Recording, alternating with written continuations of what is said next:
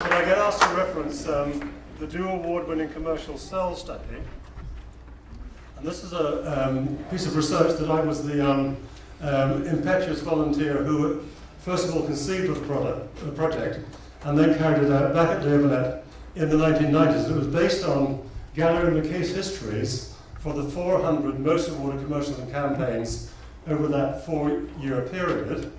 And there were 400 commercials and campaigns coming from 186 agencies in 28 different countries. Now, being a believer, well, obviously, defining the universe is one thing, getting the case histories was much harder work, but we did succeed because we promised the agencies that if they participated and gave us their case history, then they would get a full copy of the report to use with their clients, and it seemed to work.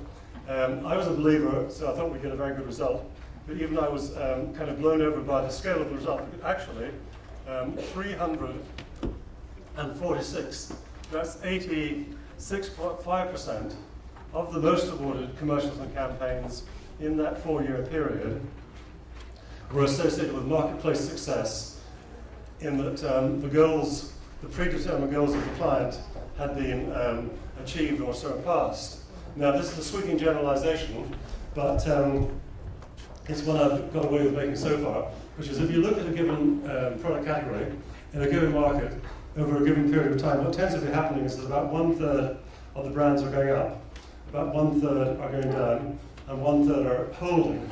Well, 86.5% is over 2.5 times better than 33%, which may suggest that award show judges and our clients' customers have got something in common in the way that they react to advertising.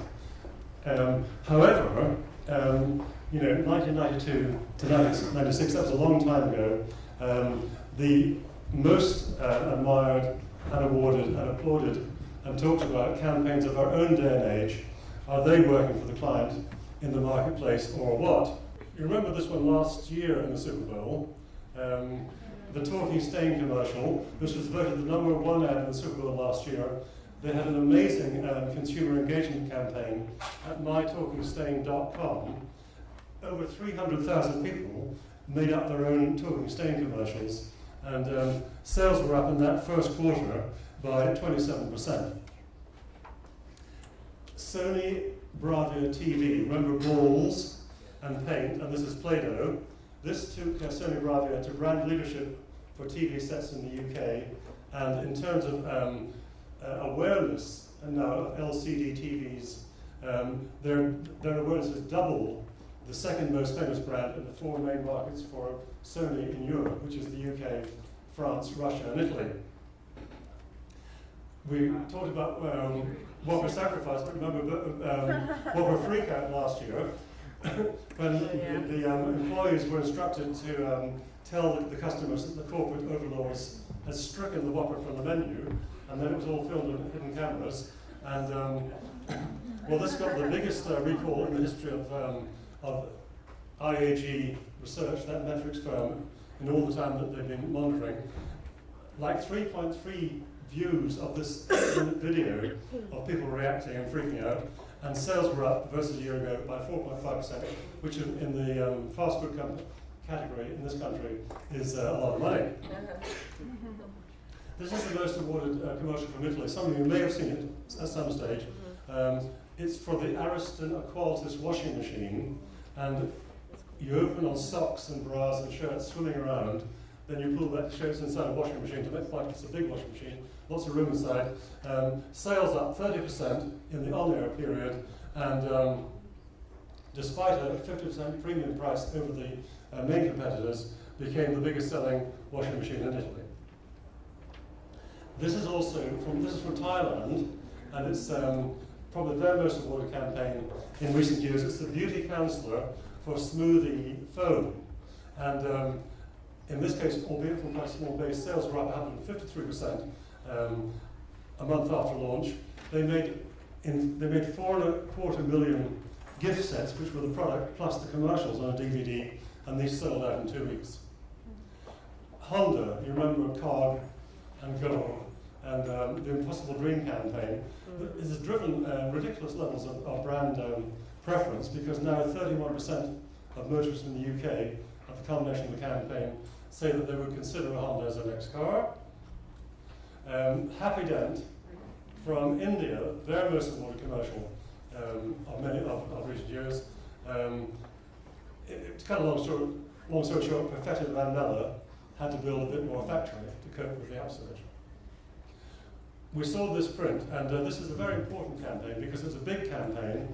It was hailed by many as the first major world-class campaign done in China by a Chinese agency for the Chinese market.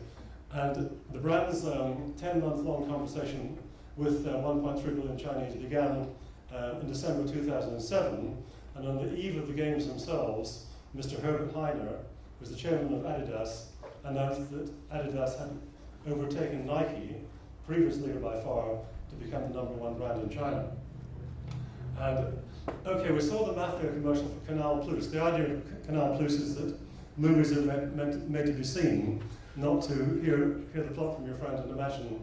So there's an earlier one, which is The March of the Emperors, really about penguins, not Napoleons.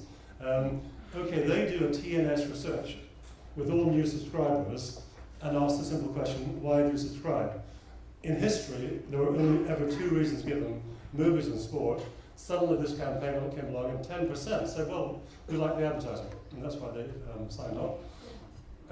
Uniclock is Uniclock. I'm sure you've seen it on your computers. Instead of a clock, they have 5-minute segments in which models wearing Uniqlo clothes act out and dance out the time. And this has had like 68 million views in 209 countries. The amazing thing is that many of these are countries where this Japanese clothes retailer hasn't even got a shop yet, but people now know that Uniqlo is coming. Cadbury's Gorilla. Cadbury's Dairy Milk is the market leader in confectionery in the UK by far, sales of 160 million pounds a year, but for 10 years or more, sales have been on a plateau, actually declining.